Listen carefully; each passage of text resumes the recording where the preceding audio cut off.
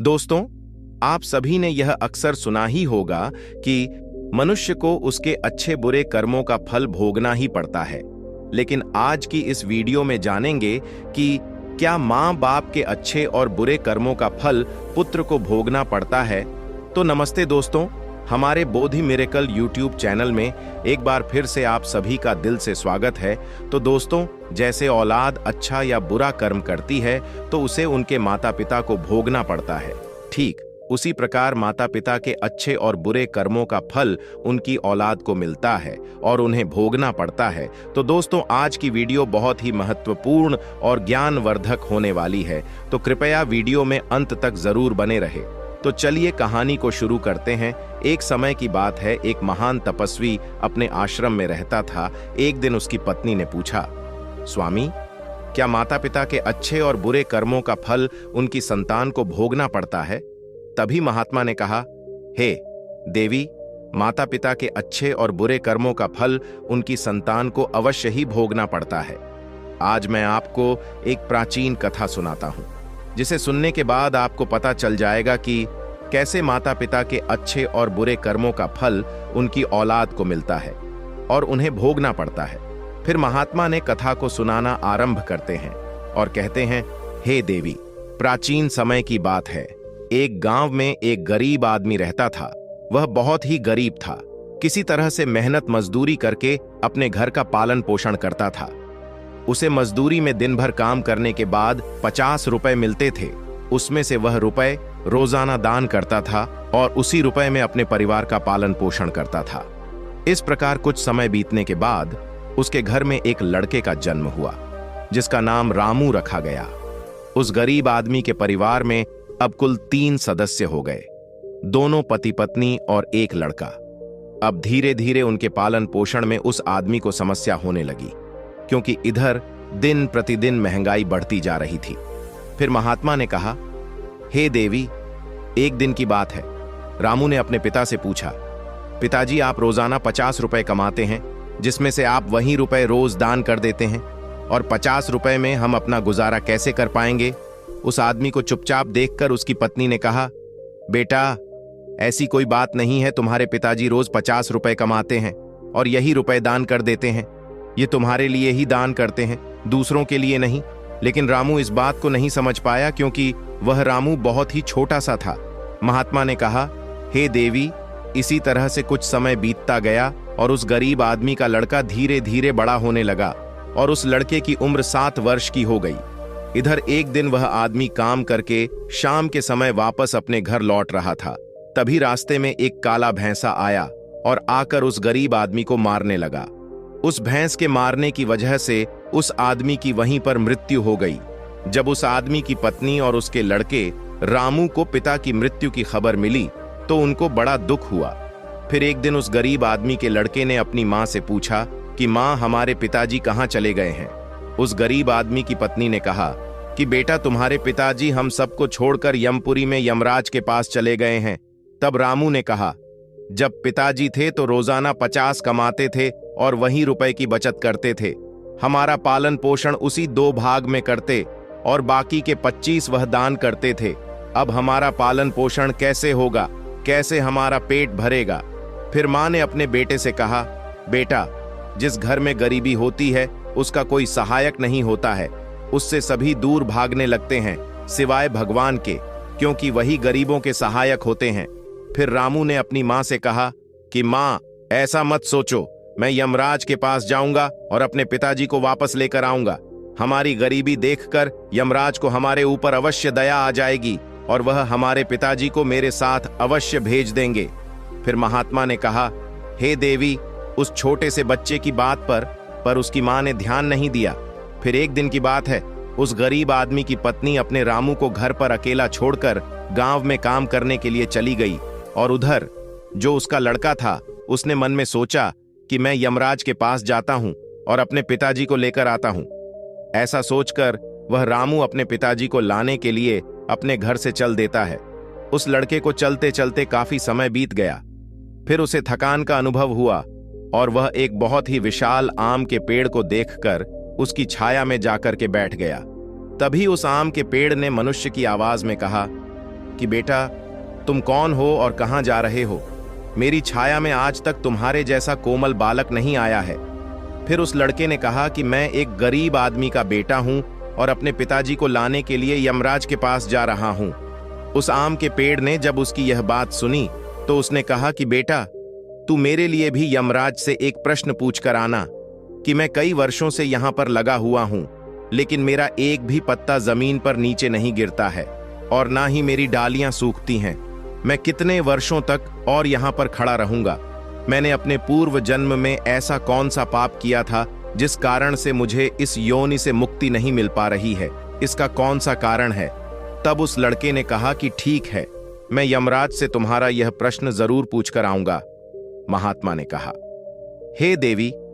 इतना कहकर वह लड़का वहां से आगे जाता है और चलते चलते रास्ते में उसे एक इच्छाधारी सांप मिला। उस सांप को देखकर वह लड़का डर के मारे कांपने लगा और वहां से भागने ही वाला था। तभी वह सांप मनुष्य की आवाज में बोलने लगा, बेटा तुम मुझसे डरो मत, मुझे इतना बताओ कि तुम कौन हो और कहां जा रहे हो? वह लड़का उस सांप के पास गया और हाथ जोड़कर कहने लगा, हे नागराज, मैं गरीब आदमी का बेटा हूं और मैं यमराज के पास अपने पिताजी को लाने के लिए जा रहा हूं। उस सांप ने कहा कि बेटा तुम यमराज से मेरा एक प्रश्न पूछ कर आना। मैं कई वर्षों से यहां पर पड़ा हुआ हूं, मेरे से अब चला भी नहीं जाता। मेरे शरीर में इतनी भी जान नहीं है कि मैं थोड़ा सा भी चल फिर सकूं। मैंने अपने पूर्व जन्म में ऐसा कौन सा पाप किया था जिस कारण से मुझे इस योनि से मुक्ति नहीं मिल पा रही है? इसका कौन सा कारण है? तब उस लड़के ने कहा कि ठीक है, मैं यमराज से तुम्हारा यह प्रश्न पूछकर जरूर आऊंगा। महात्मा ने कहा, हे देवी। इतना कहकर वह लड़का आगे चलने लगा। फिर चलते चलते रास्ते में उसे एक किसान मिला। किसान ने कहा कि बेटा तुम कौन हो, कहां जा रहे हो? देखने में तो तुम बड़े ही सुकुमार और कोमल लग रहे हो।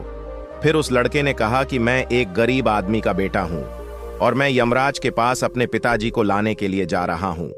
फिर उस किसान ने कहा कि तुम यमराज से मेरा एक प्रश्न पूछ कर आना। मैं चलते हुए राहगीरों की प्यास बुझाने के लिए कई सालों से यहां पर एक बावड़ी खुदवा रहा हूं, लेकिन इसमें पानी अभी तक नहीं निकला है। मैंने अपने पूर्व जन्म में ऐसा कौन सा पाप किया था जिस कारण से इस बावड़ी में अभी तक पानी नहीं निकला है? मैंने इसमें बहुत सारे पैसे भी खर्च कर दिए हैं, इसका क्या कारण है? उस लड़के ने कहा, ठीक है, मैं यमराज से तुम्हारा यह प्रश्न जरूर पूछ कर आऊंगा। महात्मा ने कहा, हे देवी। इतना कहकर वह लड़का वहां से आगे की ओर चलने लगा। चलते चलते रास्ते में उसे एक बहुत बड़ा तालाब मिला। फिर वह लड़का तालाब के किनारे पर गया और पानी पीने लगा। तभी उस तालाब से तैरती हुई एक बतख आई और कहने लगी, बेटा तुम कौन हो और कहां जा रहे हो? तब उस लड़के ने कहा कि मैं गरीब आदमी का बेटा हूं और मैं यमराज के पास मेरे पिताजी को लाने के लिए जा रहा हूं। महात्मा ने कहा, हे देवी। उस लड़के की बात सुनकर उस बतख ने कहा कि बेटा तुम यमराज से मेरा एक प्रश्न पूछकर आना। कई वर्षों से मैं इस तालाब में भटक रही हूं। मेरी 7 पीढ़ियां गुजर गई हैं, परंतु मैं अभी तक इसी तालाब में रह रही हूं। मैंने अपने पूर्व जन्म में ऐसा कौन सा पाप किया था जिसके कारण मुझे इस योनि से मुक्ति नहीं मिल पा रही है? इसका क्या कारण है? तब उस लड़के ने कहा, ठीक है, मैं यमराज से तुम्हारा यह प्रश्न जरूर पूछकर आऊंगा। इतना कहकर वह लड़का वहां से आगे की तरफ बढ़ने लगा। चलते चलते तालाब के दूसरे किनारे पर पहुंच गया। दूसरे किनारे पर जब वह पहुंचा तो उसने देखा कि एक मरा हुआ बगुला वहां पर पड़ा हुआ था। जब वह लड़का उस मरे हुए बगुले को लांघ कर जाने लगा तो वह मरा हुआ बगुला कहने लगा, बेटा तुम कौन हो और कहां जा रहे हो?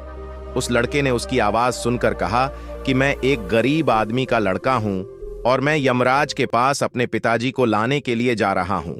उस बगुले ने कहा कि तुम यमराज से मेरा एक प्रश्न पूछ कर आना कि मेरा शरीर कई वर्षों से इस तालाब के किनारे पर ही पड़ा हुआ है। कभी पानी की लहर आती है तो मेरा शरीर तालाब के अंदर चला जाता है और पानी की लहर से वापस ला के बाहर निकलकर किनारे पर आ जाता है।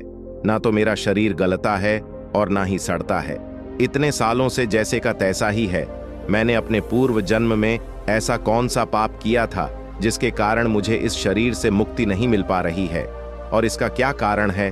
उस लड़के ने कहा, ठीक है, मैं यमराज से तुम्हारा यह प्रश्न जरूर पूछ कर आऊंगा। महात्मा ने कहा, हे देवी। इतना कहकर वह लड़का वहां से चलने लगा और वहां से चलते चलते यमपुरी में पहुंच गया और वहां पहुंचकर यमराज को प्रणाम किया और हाथ जोड़कर कहने लगा, हे यमराज, मेरे पिताजी कहां पर है? जब मेरे पिताजी घर पर थे तो वह रोजाना 50 रप कमाते थे, जिसमें से 25 रुपए तो दान कर देते थे और 25 रुपए में से हम लोगों का पालन पोषण करते थे। लेकिन अब मेरे पिताजी घर पर नहीं हैं, तो मैं और मेरी मां भूखे मर रहे हैं। आप उन्हें जल्दी से मेरे साथ हमारे घर पर भेज दीजिए। महात्मा ने कहा, हे देवी। फिर यमराज ने उस लड़के की बात सुनकर कहा, ठीक है, मैं तुम्हारे पिताजी को घर पर भेज दूंगा, पहले तुम यहां पर बैठो। यमराज ने उस लड़के को अपने पास में बिठाया और उसको भोजन कराया। भोजन कराने के बाद पूछा कि तुम्हें और क्या चाहिए। फिर उस लड़के को रास्ते में जो जो मिले थे उनके प्रश्न यमराज से पूछे। यमराज ने उन सभी के प्रश्नों का उत्तर दिया और कहा कि बेटा, तुम जाते समय उन सबको उनके उत्तर बताते जाओ। फिर यमराज ने कहा कि बेटा, तुम अपने घर पर जाओ, तुम्हारी मां तुम्हारा इंतजार कर रही है, तुम्हारे पिताजी तुम्हारे घर पर पहुंच जाएंगे। फिर वह लड़का यमराज को प्रणाम करके वहां से वापस अपने घर के लिए चलने लगा। चलते चलते रास्ते में सबसे पहले उसे वहीं मरा हुआ बगुला मिला, जो तालाब के किनारे पर पड़ा हुआ था। उस लड़के को देखकर वह मरा हुआ बगुला कहने लगा, बेटा, क्या तुमने यमराज से मेरा प्रश्न पूछा था? तब उस लड़के ने कहा, हाँ, मैंने यमराज से तुम्हारा प्रश्न पूछा था। यमराज ने कहा कि तुम पहले बहुत बड़े विद्वान थे, परंतु तुमने किसी को भी अपना ज्ञान नहीं बताया। अब मर गए हो, वह ज्ञान तुम्हारे अंदर ही अंदर खोल रहा है। जब तक तुम अपना ज्ञान किसी को नहीं बताओगे, तब तक तुम्हारी आत्मा को शांति नहीं मिलेगी। महात्मा ने कहा, हे देवी। फिर उस मरे हुए बगुले ने कहा कि बेटा, अब ऐसी हालत में मेरे पास ज्ञान लेने के लिए कौन आएगा? तुम मेरा ज्ञान ले लो। फिर उसने उस लड़के को जितना भी उसके पास ज्ञान था, वह सारा ज्ञान उस लड़के को दे दिया और ज्ञान देने के बाद तुरंत ही उसकी आत्मा को मोक्ष की प्राप्ति हो गई। फिर वह लड़का आगे चल पड़ा। चलते चलते उसे वहीं बतख मिली। बतख ने कहा कि बेटा, क्या तुमने यमराज से मेरा प्रश्न पूछा था? उस लड़के ने कहा कि हाँ, यमराज से मैंने तुम्हारा प्रश्न पूछा था। उन्होंने कहा कि तुम्हारे अंदर अमृत है, जब तक तुम इस अमृत को किसी को नहीं दोगी, तब तक तुम ऐसे ही व्याकुल रहोगी। बतख ने कहा कि बेटा, अब कौन मिलेगा, मुझे तुम ही मेरा अमृत ले लो। फिर बतख ने अपना अमृत उस लड़के को दे दिया और अमृत देते ही उस बतख की आत्मा को मोक्ष की प्राप्ति हो गई। इसी तरह से वह लड़का वहां से आगे बढ़ने लगा। फिर चलते चलते रास्ते में उसे वही किसान मिला जो राहगीरों के लिए बावड़ी खुदवा रहा था। उस किसान ने जैसे ही उस लड़के को देखा तो बड़े प्रेम से हाथ जोड़ करके कहने लगा कि बेटा, क्या तुमने यमराज से मेरा प्रश्न पूछा था? उस लड़के ने कहा, हाँ, पूछा था। यमराज ने कहा कि आपके घर में एक जवान कन्या कुंवारी बैठी हुई है। जब तक आप उस लड़की का विवाह नहीं करोगे और कन्यादान नहीं करोगे, तब तक बावड़ी में पानी नहीं निकलेगा। पहले जो तुम्हारा कर्म है उसे पूरा करो। जो ईश्वर ने तुमको दायित्व सौंपा है उस पर ध्यान दो। पहले आप कन्यादान करो, उसके बाद इस बावड़ी को खुदवा। फिर उस किसान ने कहा कि मैं अपनी लड़की के लिए लड़का कहाँ ढूंढने के लिए जाऊंगा? तुम मुझे बहुत ही सीधे साधे स्वभाव के दिख रहे हो और सुंदर भी हो और देखने में बहुत ही अच्छे लग रहे हो, इसलिए बेटा, तुम ही मेरी लड़की से विवाह कर लो। महात्मा ने कहा, हे देवी। फिर उस किसान ने अपनी लड़की का विवाह उस लड़के के साथ कर दिया। फिर किसान ने अपनी लड़की को बहुत सारा धन देकर विदा कर दिया। फिर वह लड़का आगे चला। चलते चलते रास्ते में उसको वही इच्छाधारी सांप मिला। उस सांप ने कहा कि बेटा, क्या तुमने यमराज से मेरा प्रश्न पूछा था? तब उस लड़के ने कहा कि हाँ, पूछा था। यमराज ने कहा कि तुम्हारे पास जो नागमणि है, तुम उस नागमणि को धरती पर नहीं उगलते हो और न कभी किसी को दान दिया है। जब तक तुम इस नागमणि का दान नहीं करोगे, तब तक तुम्हारा शरीर ऐसे ही बना रहेगा।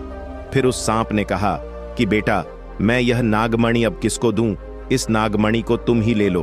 फिर उस सांप ने अपनी नागमणि को उस लड़के को दे दिया। नागमणि को देते ही उस सांप की आत्मा को मोक्ष की प्राप्ति हो गई। इस तरह से वह लड़का अपनी पत्नी को लेकर फिर आगे चलने लगा। फिर चलते चलते रास्ते में उसे ही आम का विशाल पेड़ मिला, जिसकी छाया में उसने विश्राम किया था। उसने पूछा कि बेटा, क्या तुमने यमराज से मेरा प्रश्न पूछा था? उसने कहा, हाँ, पूछा था। यमराज ने कहा कि पूर्व जन्म में तुम्हारा काम स्कूल में बच्चों को शिक्षा देना था। तुम्हारा पद एक गुरु का था, परंतु तुमने अपने पद का सही इस्तेमाल नहीं किया। तुम शिक्षा देने के बदले में छोटे छोटे बच्चों से अपना काम करवाते थे और उन्हें अच्छी तरह से शिक्षा नहीं देते थे। तुम पूर्व जन्म में बहुत बड़े विद्वान थे, परंतु तुमने उन बच्चों को शिक्षा नहीं दी। उन्हीं बच्चों के श्राप के कारण तुम हिलडुल नहीं सकते। तुम्हारे अंदर जो ज्ञान भरा हुआ है उसे किसी को दे दो, इसके बाद में तुम्हें मोक्ष की प्राप्ति होगी। महात्मा ने कहा, हे देवी। उस लड़के की बात सुनकर उस आम के पेड़ ने कहा कि मैं यह ज्ञान किसे दूंगा, तुम ही ले लो। फिर उस आम के पेड़ ने उस लड़के को अपना जितना भी उसके पास ज्ञान था सब दे दिया।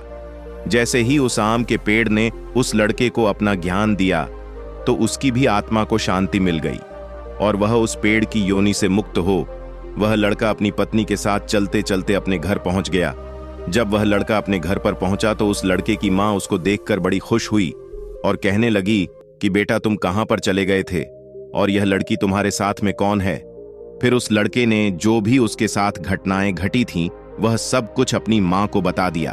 फिर महात्मा ने कहा, हे देवी, अब उस लड़के को ज्ञान हो चुका था कि उसके पिताजी वापस नहीं आ सकते हैं। अब उनकी मुक्ति हो चुकी है। उसके पिताजी ने जो दान धर्म किया था उसका फल उस लड़के को यमराज ने दे दिया।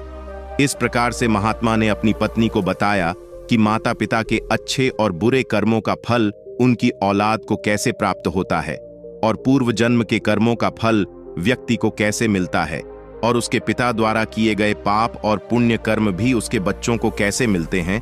तो दोस्तों, आपने आज के इस वीडियो से क्या सीखा वह मुझे आप कमेंट बॉक्स में कमेंट करके बता सकते हैं।